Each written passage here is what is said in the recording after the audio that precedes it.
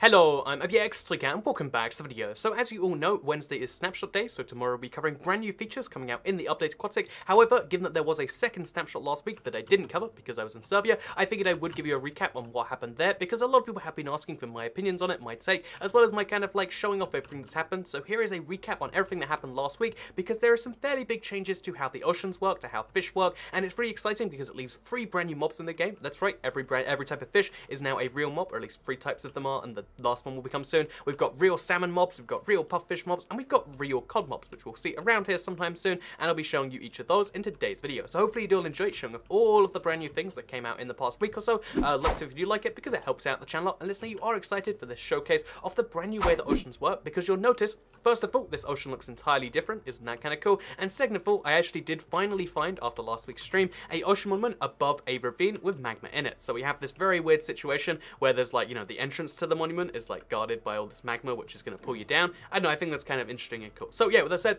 let's not talk about that too much, because I think that's great, but I think you're probably here to listen to me talk about how the new fish mobs work, because there's actually some quite exciting phenomenon behind how they work that tell you about what, I guess they kind of affect the temperature of the ocean, and they make you have a reason to care which temperature you're in, because as we showed off previously, it didn't really matter what type of ocean you're in. However, now it distinctly does matter. So basically, your ocean temperature determines 2 things. It determines how the floor will look and how the ocean in general later will look, as well as it determines what fish you can find in the ocean. So as you can see, I'm currently in I think it's a warm ocean or a lukewarm ocean. Based on that, we can actually just quickly check that. We're currently in a lukewarm ocean, a deep lukewarm ocean, which means that we can find 2 types of fish here. We can find cod, which is going to be the most common type of fish. Cod, by the way, is just the old fish type. Again, they changed the name, and maybe not familiar with that, but this is cod. They changed the look, they changed everything about it. It's the most common type of fish you can find in Minecraft. It's found in most of the biomes, just not frozen, and just not the warmest biomes. And also, the other thing about the cod is they'll spawn in the largest groups, and they'll spawn the most commonly too. So they'll spawn in groups of 9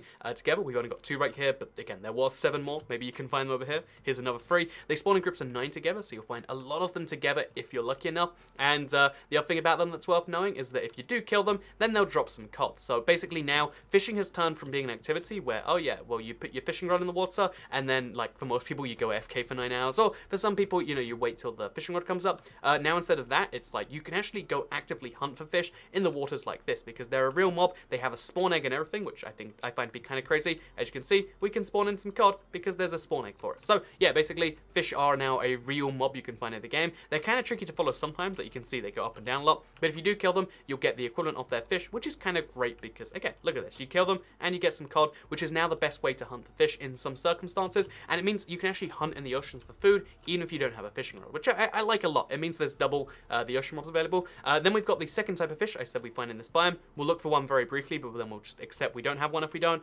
because the second type of mob you'll find is actually called the pufferfish. So the pufferfish, well, I mean, you're all familiar with them already. It looks really great seeing it in the game itself. Like, I feel like I want to show you one just for that. And you can find these in lukewarm as well as in warm oceans. So let's just pretend we found a group of them.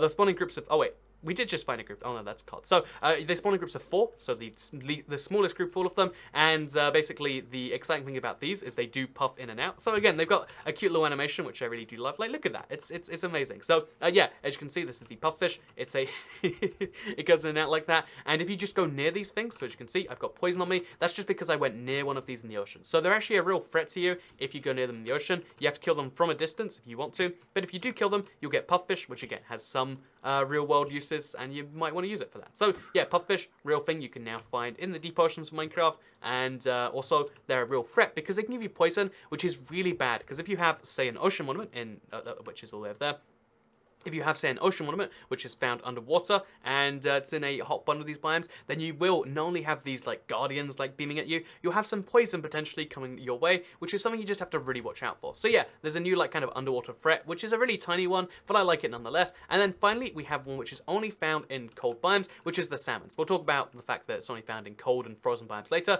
but for now, let's just pretend we found that. And look, as you can see, group of 6 salmon. This is how they spawn most frequently, in groups of 6, only found in frozen oceans, cold oceans, oceans.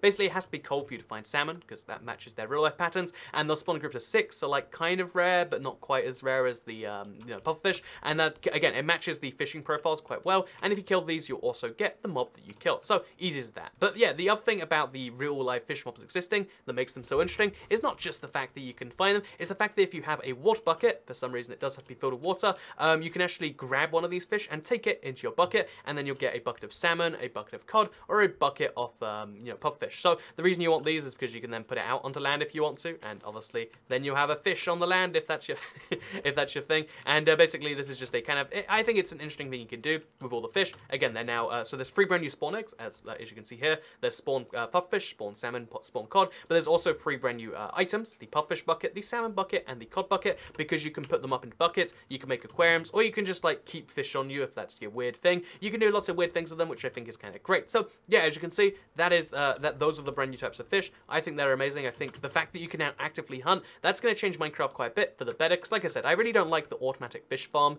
idea where it's like, oh, I'll just go AFK and then it happens. Now there's like an active way to hunt for them, and also, because as you can see, for some reason they have like a lot more health than you'd figure, there is another use for the Riptide enchantment, not the Riptide enchantment, it's Impaling, I think it is. The enchantment that gives you more damage, Impaling 5, there's now more of a use for that, because if you want to fish, there is now a fishing enchantment for the trident, which is, I mean, it's kind of nice, right? So yeah, with that said, that is what this update has done to the oceans in terms of what you'll find there, but let's talk about how it's changed the oceans in terms of how they look, because you can see this ocean monument looks so much better with sand around it, and the reason that there's sand around it is because this is a warm or lukewarm ocean. So I think I mentioned in my previous snapshot video that the one big issue of oceans is that they seem to not you know, be differentiated enough. Like you can't tell when you switch you know, temperature besides when you go to frozen. However, now you can tell when you're in a cold or I guess a cold or a normal biome, because it will have gravel, and you can tell when you're in a warm or lukewarm biome because it has sand, which means you can very distinctly see. So as you can see, if I check there, it says I'm in a lukewarm ocean, but if I eventually head into,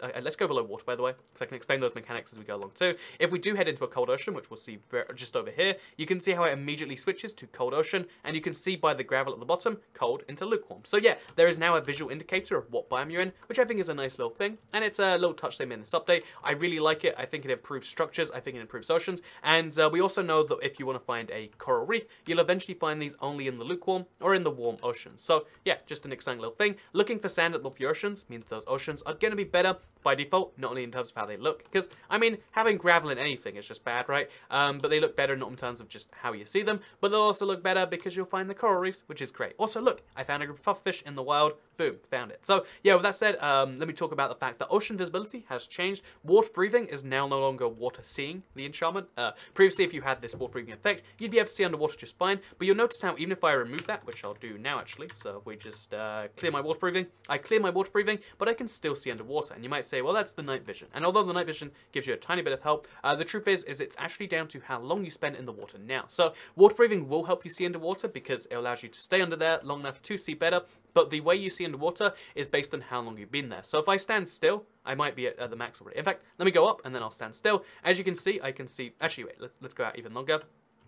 The longer you spend out of water, the less you can see when you go in. But if I stand still, the amount I see, you can see how it slowly trickles up. It does it in a really subtle way, a way which I think is actually impressively done. But you can see how stuff is like slowly appearing out of nowhere. That's because the more seconds I spend underwater, the more my vision kind of acclimates. And I guess this is kind of like real life. I mean, I don't really like open my eyes too much underwater because like it kind of hurts. But if you do, you get more used to it over time because it stops hurting. And I guess that's kind of the equivalent of Minecraft. And again, I'm down with that change because the fact that water breathing allowed you to see underwater, I never was a fan of, like, from the beginning, and if there's a better way to do it, I think the best way probably is, like, oh yeah, make it so just time underwater equals time seen, or like, I prefer if it was just default, you could see this well, but I can see why it's not, and so yeah, this is a really good solution in my opinion, and it's something they've done in this update. So, water breathing changed, as well as fish are now a real mob, you can find in their things, and one more thing, since we're recapping the whole snapshot, it's a small change, but it's also one worth knowing about, because it was one we expected before the final thing came out, but you can now reverse engineer the kelp blocks. Again, these ones right here. So let me just take this away. You can now reverse engineer the kelp block into kelp itself, or dried kelp, I should say, which means that you can now take the block from one form to the other, to the other, to the other, like with gold blocks, like with diamond blocks, like with anything like that. So yeah, exciting new change, right? I'm going to quickly get back to creative. It's just so we don't get killed. So yeah, basically, that is the review of last week's snapshot. I figure I should give you an update thing because a lot of people want to know the Toy Cat take, the Toy Cat impressions, and the big impressions I have is like, okay, really cool. Love the fact that the oceans are now filled with life. But one, when are we seeing those brand new fish that we saw at Minecon? Because there should be some new types. And two, when is the clownfish coming? Because we have 3 types of fish. What's up with the clownfish? Does that need to have the coral reef? I assume so. Maybe those things link in. But yeah, for now, hope you all enjoyed this video, and I guess I'll see you all tomorrow for the brand new snapshot. Thank you very much for watching. Let me know what you think about these snapshot videos. Make sure you check out the playlist if you want to see all of them so far, and I guess I'll see you all next time. Have a nice day. Goodbye.